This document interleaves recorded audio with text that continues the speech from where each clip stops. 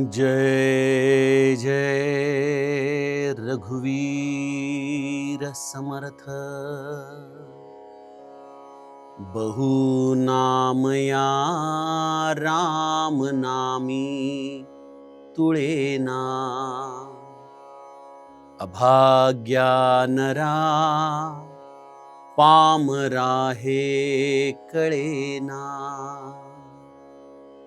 विषाऔषधे घेतले पार्वतीशे।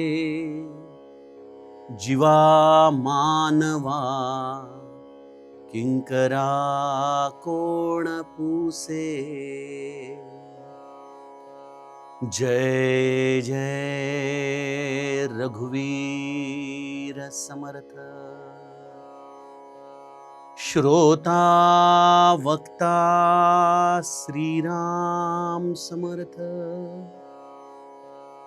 जय जय रघुवीर समर्थ।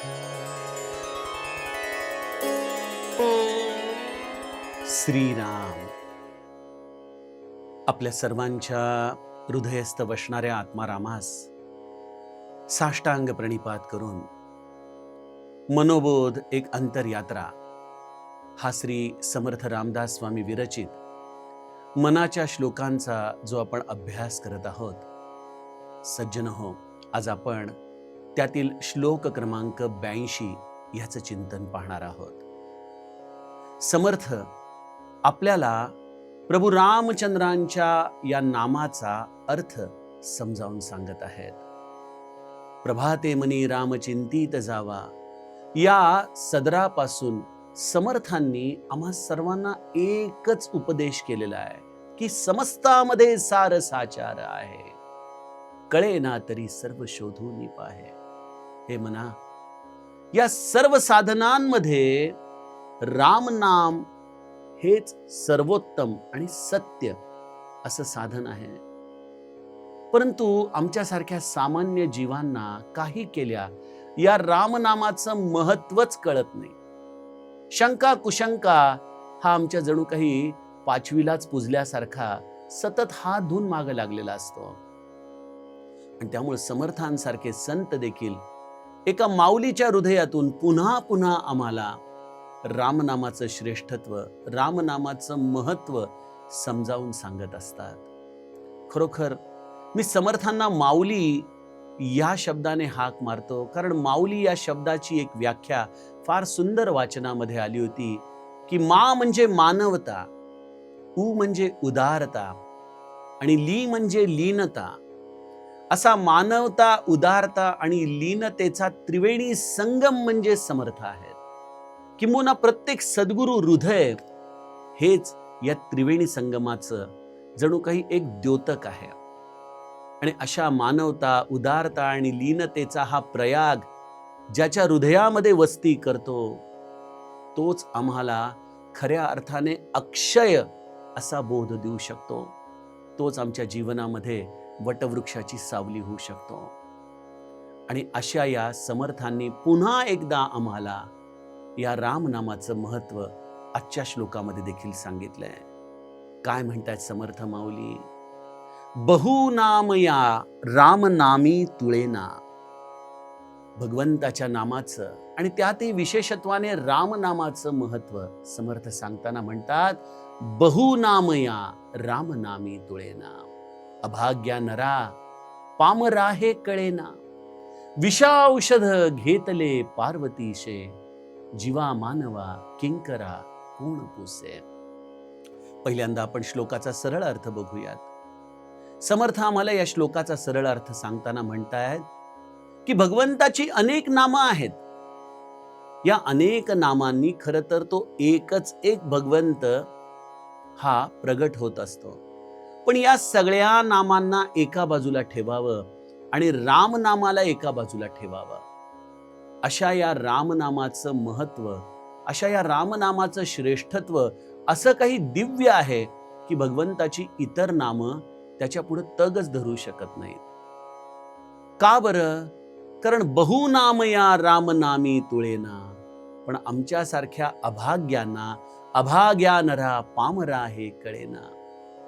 आम्ही खरोखर भाग्यहीनच म्हटलं पाहिजे ना हो, कारण आम्हाला श्री ब्रह्मचैतन्य महाराजांसारखे सद्गुरू मिळाले. या महाराष्ट्राच्या भूमीमध्ये रामकृष्ण हरी या नामोच्चारणाच्या आधाराने लोकांना भगवत प्रेम लावणारे जगद्गुरु तुकाराम महाराज झाले, माऊली आली, एकनाथ आले. समर्थांसारखे संत वारंवार रामाच्या सगुण भजनाची आणि त्याच्या नामाची प्रतिष्ठा आमच्या समोर ठेवतायत. आणि तरी देखील आम्ही अजूनही त्या राम नामावरती पूर्ण विश्वास ठेवायला तयार होत नाही. यापेक्षा अजूनही करंटेपण ते काय, यापेक्षा अजूनही आमचं अभाग्य काय. म्हणून माऊली देखील म्हणते की अभाग्या नरा पामरा हे कळेना, विषा औषध घेतले पार्वतीशे. अरे ते रामनाम काही साधं आहे का? जेव्हा हलाहल या समुद्र मंथनामधून सर्वांना त्रास देऊ लागलं, देवता देखील भयभीत झाल्या, तेव्हा त्या विषाला त्यावरती आपल्या कंठाला धारण केल्यानंतर तो होणारा दाह शमवण्यासाठी महादेवाने कुठलं औषध घेतलं तर रामनामाचं औषध घेतलं. विषा औषधे घेतले पार्वतीशे, जीवा मानवा किंकरा कोण पुसे. अरे जीवा, तू एक किंकर आहेस रे महादेवाच्या समोर, एक छोटासा अति छोटा कण. खरोखर तू त्याच्यावरती विश्वास ठेवला नाही तर ते केवळ तुझ्याच अवनीतीसाठी, तुझ्याच अभाग्यासाठी कारण ठरतंय. पण जर तू त्याच्यावरती विश्वास ठेवला तर प्रत्यक्ष तुला शिवाच्या हृदयामध्ये स्थान मिळू शकतं, आपलं भाग्य तू बदलू शकतोस. समर्थांच्या श्लोकाचा सज्जनो हा सरळ अर्थ आहे. पण माझं मन अजूनही त्या अभाग्या या शब्दावरतीच खऱ्या अर्थाने अजूनही घुटमळत आहे. कशाला म्हणायचं भाग्य? काय आहे आमच्या जीवनाचं भाग्य? कदाचित आपण म्हणाल की उत्तम प्रपंच, चांगला मनासारखा पैसा अडका, उत्तम आरोग्य, ह्या गोष्टींच्या आधाराने आपण भाग्याची व्याख्या करू शकतो. पण मी आपणास सांगू का, आपल्या जीवनाचं भाग्य एकच, जेव्हा आपल्या मुखामध्ये राम नाम येईल. कारण राम नाम हे भाग्य विधाता आहे. राम नाम तुमच्या जीवनातलं सगळं प्रारब्ध बदलण्यासाठी समर्थ आहे. तुमच्या कुंडलीतले सगळे दोष जाळून टाकण्यासाठी, नवे नवे तुमच्या पातकाच्या राशी तृणमेळ अग्निमेळे समरस झाले, तैसे नामी केले जपता हरी. असं क्षणार्धात तुमचं सगळं पातक जाळून टाकण्याचं सामर्थ्य या रामनामामध्ये आहे. आपल्याला कल्पना नाही आपल्या गुरूंनी आपल्याला काय आणून दिलंय, काय दिलंय आपल्या मुखापर्यंत आणून. ज्ञानेश्वर माऊलीचा एक अभंग डोळ्यासमोर येतो. अमोलिक रत्न जोडी येले तुझ, कारे ब्रह्मबीज नोळखेसी. अरे तुला हे अमोलिक रत्न तुझ्या सद्गुरूंनी मुखापर्यंत आणून दिलंय, तू ते ब्रह्मबीज का बरं ओळखत नाही? का तुला त्याचं मूल्य कळत नाही? का हा करंटेपणा तुझ्या जीवनामध्ये या रामनामाच्या प्रित्यर्थ का बरं या अज्ञानाच्या आधाराने तुझ्या चित्तात वस्ती करतोय? खरोखर सज्जनो, ही आमची चिकित्सक वृत्तीच बऱ्याचदा या रामनामावरती विश्वास ठेवण्यासाठी एक अडथळा निर्माण होते, बाध्यता निर्माण होते. श्री ब्रह्मचैतन्य महाराज म्हणायचे की मला विद्वानापेक्षा अडाणी आवडतो, शहरी माणसापेक्षा खेडूत आवडतो. का बरं? कारण ते लोक जास्त चिकित्सा करण्याच्या नादी लागत नाही. एकदा सद्गुरूंनी सांगितलं ना की सर्वश्रेष्ठ आहे राम नाम, तर ते काही त्याच्यावरती विचार करणार नाहीत. गुरुनी सांगितलंय ना म्हणजे बरोबरच आहे, योग्यच आहे असं समजून ते रामनामाला लागतील आणि बघता बघता उद्धरूनही जातील. पण आमची अवस्था कशी आहे? एकदा एका आमराईमध्ये एक मालक 2 चोरांना पकडतो. ते आंबे खायला आलेली तरुण मुलं असतात. त्यांचा एकंदर इच्छा बघून तो आमराई मधला मालक त्यांच्यावर प्रसन्न होतो आणि म्हणतो, मी तुम्हाला 10 मिनिटं देतो, त्या 10 मिनिटांमध्ये तुम्हाला जेवढे आंबे घेता येतील तेवढे घ्या, 11व्या मिनिटाला मात्र तुम्हाला मी इथून पिटाळून लावणार. हे ऐकता क्षणी त्या 2 पैकी एक जण पटापट झाडावर चढतो आणि जो हाताला मिळेल तो आंबा घ्यायला सुरुवात करतो. दुसरा मात्र मालकाला म्हणतो, मला जरा काही प्रश्न आहेत, मला विचारायचे की यामध्ये चांगला जातीचा आंबा कुठल्या झाडाला लागलाय, आणि मग त्या झाडाला कसं ओळखायचं, त्या आंब्याला कसं ओळखायचं, त्याचा वास कसा येतो, असं म्हणता म्हणता म्हणता 10 मिनिटं त्याची निघून गेली आणि पहिला माणूस मात्र जो लगेच आंबे वेचायला गेला होता तो मात्र शेकड्याने आंबे घेऊन बाहेर पडला. सज्जनो, या गोष्टीतून काय अर्थ कळतो? जेव्हा गुरु आम्हाला सांगतोय की तुमच्या आयुष्यामध्ये देखील काही क्षण तुम्हाला मिळालेले आहेत, त्या प्रत्येक क्षणावरती रामनामाची मोहर तुम्ही लावा, तेव्हा माझ्यासारखा चिकित्सक माणूस म्हणतो रामनामाचीच का? कृष्ण नाम नाही चालणार का? शिवनाम नाही चालणार का? विठ्ठल नाम नाही चालणार का? दत्त नाम नाही चालणार का? रामनामामध्ये असं काय वेगळं आहे की तुम्ही केवळ त्याच नामाचा उच्चार करायला सांगताय? का तुम्हाला राम आवडायचा म्हणून तुम्ही आम्हाला रामनाम घ्यायला लावताय? मला तर रामापेक्षा कृष्णच आवडतो, मला रामापेक्षा शिव आवडतो. मला असं वाटतं की आम्ही देखील त्या आंब्याच्या गोष्टीप्रमाणे, त्या दुसऱ्या माणसाप्रमाणे चिकित्साच करत राहतो आयुष्यभर. काय होतं रामनामाने? कशासाठी ते सर्वश्रेष्ठ आहे? अरे, ज्यांनी त्याचा अनुभव घेतलाय. बघा, प्रत्येकाने काही रिसर्च अँड डेव्हलपमेंट मध्येच काम केलं पाहिजे असं नाही ना. एखाद्या कंपनीमध्ये रिसर्च अँड डेव्हलपमेंट डिपार्टमेंट असतं, ते एखादं प्रॉडक्ट डिझाईन करतं आणि मग बाकी प्रोडक्शन डिपार्टमेंटनी ते डेव्हलप केलेलं प्रॉडक्ट तसंच्या तसं तयार करायचं असतं. त्याच्यामध्ये फार जास्त चिकित्सा करण्याची गरज नाही. मला वाटतं संत म्हणजे परमार्थातलं रिसर्च अँड डेव्हलपमेंट डिपार्टमेंट आहे. त्यांनी स्वतः संशोधन केलंय, अनुभव घेतलाय आणि त्यांनी आम्हाला सांगितलं की बहुनामया रामनामी तुळेना. मग आम्ही देखील कशाला बरं स्वतःचं डोकं चालवायचा प्रयत्न करावा? मग आपण म्हणाल, दादा मग आम्ही जे विठ्ठल नाम घेतो ते चुकीचं आहे का? दत्त नाम घेतो ते चुकीचं आहे का? शिवनाम घेतो ते चुकीचं आहे का? सज्जनो, मी हात जोडून सांगतो, सगळी नामं आपापल्या जागेवरती श्रेष्ठ आहेत. परंतु इथं समर्थांना जे सांगायचंय ना, ते तुम्ही नीट समजून घ्या. बहुनामया रामनामी तुळेना, याचा अर्थ असा आहे की सगळ्या नामांमधून शेवटी जे तुमच्या पदरात पडणार आहे ते रामनामच आहे. आता ते कसं? मी आपल्याला हे आधी पण सांगितलेलंच आहे की राम म्हणजे आनंदाचं स्वरूप आहे. कारण वसिष्ठांनी माझ्या रामाचं नाव ठेवतानाच म्हटलं ना की जो आनंद सिंधु सुख रासी, सी करते त्रैलोक सुपासी, सो अस धाम राम अस नामा, अखिल लोकदायक विश्रामा. राम हा सुखाचा धाम आहे, आनंदाचा धाम आहे.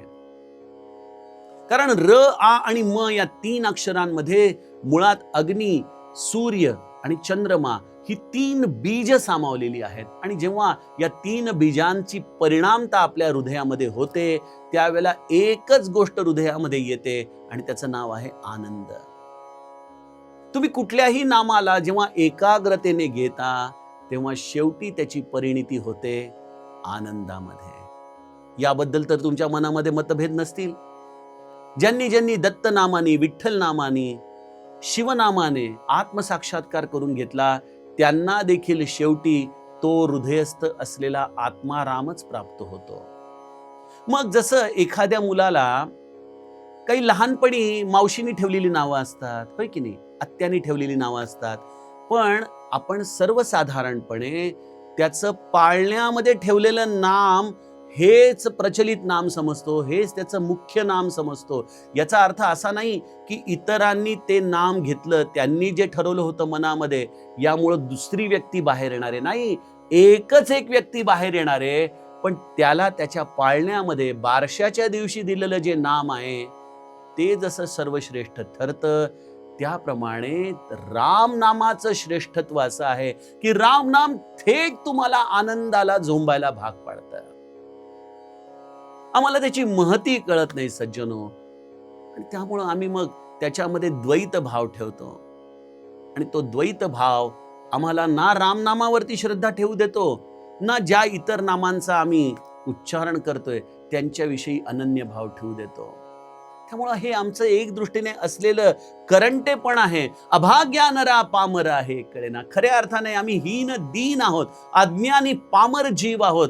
खरं तर आम्ही गुरुवचनांवरती पूर्ण विश्वास ठेवावा आणि राम नामाला लागावा. पण तेवढं आमच्या जीवनामध्ये सद्भाग्यच नाही ना. आणि बघा, या श्लोकामध्ये समर्थांनी या रामनामाचं श्रेष्ठत्व सांगण्यासाठी पुराणातली सर्व प्रचलित असलेली अशी ती समुद्र मंथनाच्या कथेचा आपल्याला संदर्भ दिलेला आहे. विषा औषध घेतले पार्वतीशे. या महादेवाने जेव्हा त्याच्या आयुष्यामध्ये या समुद्र मंथनातून उफाळलेलं हलाहल प्राशन करण्याचा क्षण त्याच्या जीवनामध्ये आला ना, तेव्हा महादेवाने त्या विषाला शमवण्यासाठी, त्याचा दाह शमवण्यासाठी त्याने रामनामाचा आश्रय घेतला. कदाचित महादेवाला या रामनामाचं महत्व खऱ्या अर्थाने कळालं होतं, म्हणून त्याने ते आपल्याजवळ सुरक्षितच ठेवलं होतं की काय न जाणे. एक फार सुंदर गोष्ट महादेवाच्या बाबतीत सांगितली जाते की एकदा या सगळ्या दैव दैत्य या सगळ्यांमध्ये हे जे मंथन चाललं होतं, तसंच मंथन समस्त सृष्टीमध्ये ज्ञानाविषयक चाललं होतं की ज्ञान काय आहे, ज्ञान काय आहे. आणि अशा या ज्ञानाच्या परिभाषा प्रत्येक जण करू लागला आणि जगामधल्या सगळ्या वेदांत, उपनिषद, ब्रह्मसूत्र, ग्रंथ या सगळ्यांच्या जवळजवळ 1 कोटी ऋचा, 1 कोटी ओव्या, 1 कोटी श्लोक, हे सगळं या महादेवाच्या समोर आणून ठेवलं की यामध्ये नेमकं ज्ञान काय आहे ते सांगा. महादेवाने त्याचे 3 भाग केले, एक पंडितांच्याकडं, एक देवतांकडं आणि एक दैत्यांकडं. अशा पद्धतीने त्याचे 3 भाग केले. आता 1 कोटीला 3 ने भाग केला तर 33,33,333 अशी कदाचित त्याचा भाग जात जात जात जात आपल्याला राहिलेले दिसतील. म्हणजे 99,000 झाले, 99 लाख झाले, मग 1 लाखाचे 3, मग 33,000 झाले, मग 33,000चे 3, असं करत 11,000, 11,000चे 3, असं करत करत करत करत शेवटी जी संख्या राहते ते सगळं गेल्यानंतर केवळ 2 अक्षरं राहिली. आणि महादेव म्हणाला, ती 2 अक्षरं फक्त मला द्या. म्हणजे एवढे सगळे श्लोक वाटले गेल्यानंतर केवळ 2 अक्षरं राहिली आणि ती अक्षरं होती राम. महादेवाने अचूक पद्धतीने ते राम नाम, त्याचं महत्व जाणलं. लोक खरं तर उगीचच भारवाही होतात, वेगवेगळ्या प्रकारचे ग्रंथ वाचून विद्वत्ता मिळवण्याच्या नादी लागतात, पण खरं ज्ञान त्या योगी राणाने जाणलं की ते ज्ञान त्या रामनामामध्ये आहे. ज्ञान म्हणजे काय? ज्ञानाचा खरा अर्थ काय? केवळ पांडित्य मिळवणं म्हणजे ज्ञान आहे का? बघा, आपण कालिदासांचं चरित्र बघितलेलं आहे, आपण वामन पंडितांचं चरित्र बघितलेलं आहे, आपण कुठल्याही पंडिताचं चरित्र बघा, शेवटी त्याच्या जीवनामध्ये एक टप्पा असा येतो की जिथं त्याला असमाधान त्रस्त करतं. अहो, हे तर सगळे मनुष्य रूपातले पंडित सांगितले. प्रत्यक्ष व्यासांना देखील 18 पुराण लिहिल्यानंतरही असमाधानाचा त्रास झालाच ना. आणि मग अशा व्यासांनी देखील काय केलं? देवर्षी नारदांकडून ऐकलं की आता तुम्हाला भगवंताचं गोड चरित्र गायलं पाहिजे. आणि तेव्हा मग श्रीमद भागवताच्या या लिखाणातून व्यासांना देखील समाधान झालं. सांगण्याचा उद्देश असा आहे की ज्ञान याचा अर्थ आपलं अखंड समाधान ठेवण्याची कला आहे. आणि सज्जनो, आमच्या जीवनामध्ये जेव्हा असं हलाहल येतं ना, मग कोणीतरी आमची उपेक्षा करतं, आमचा कोणीतरी अपमान करतं, कुठेतरी आपल्या मनाविरुद्ध गोष्टी घडत राहतात, कुठेतरी आम्ही फार या पांडित्याच्या असलेल्या पोकळ शब्दांमध्येच हरवून जातो, आम्ही आमच्या आत्मस्वरूपापासून दुरावतो आणि लक्षात येतं की अरे, मंजिल तो अभी बहुत दूर है. काय करावं अशा वेळेला? मग अशा वेळेला एकच करावं, ते जीवनातलं हलाहल पचवण्यासाठी आपण रामनामाचा आश्रय घ्यावा.